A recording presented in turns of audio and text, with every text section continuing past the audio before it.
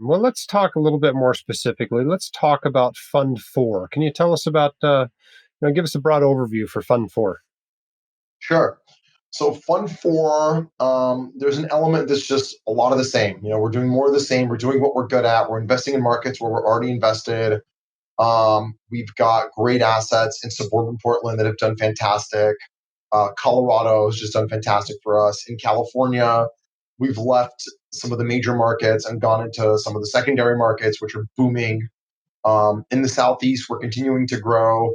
We're in Miami. We're in Orlando. We'd love to be in Tampa. That's a target market for us. We're in Atlanta. We're in Savannah. We're in Charleston, South Carolina. We're in Fayetteville, North Carolina. And we'd love to expand in all those markets, probably get into Charlotte, Raleigh, Durham.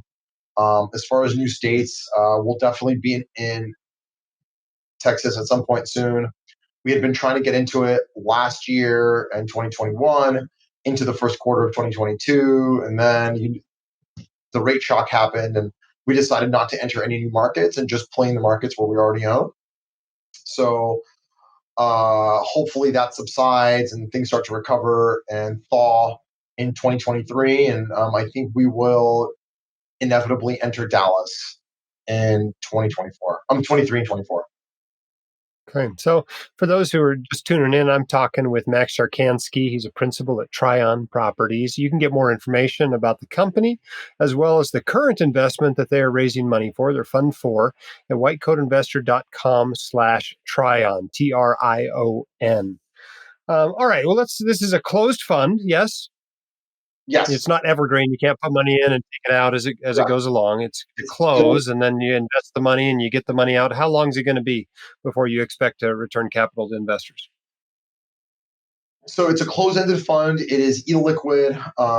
There are no redemptions. However, we do try to get money out as fast as possible, of course, depending on what happens macro, right? So if the world is fairly stable, then we'll probably start to get the money out by the end of year 2. We are acquiring pretty aggressively the first 24 to 30 months. But by the end of year 2, we'll start to hopefully sell and make distributions from some of the earlier acquisitions. And then, hope to ideally be wrapped up with the fund by year 6, 7. Okay.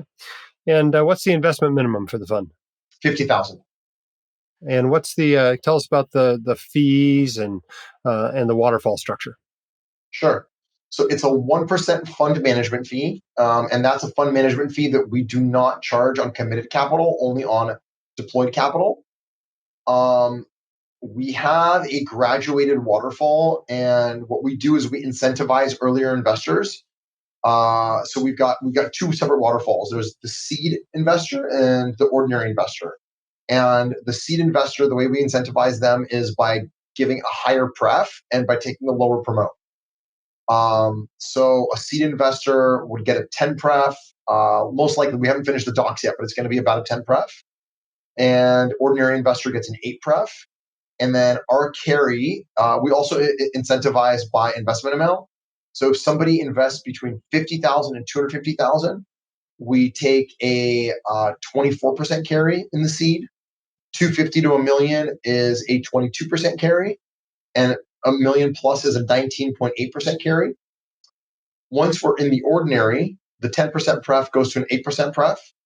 The carry goes from a 24 to a 26, a 22 to a 24, and from a 19.8 to a 22. The hosts of the White Coat Investor podcast are not licensed accountants, attorneys, or financial advisors. This podcast is free entertainment and information only. It should not be considered professional or personalized financial advice. You should consult the appropriate professional for specific advice relating to your situation.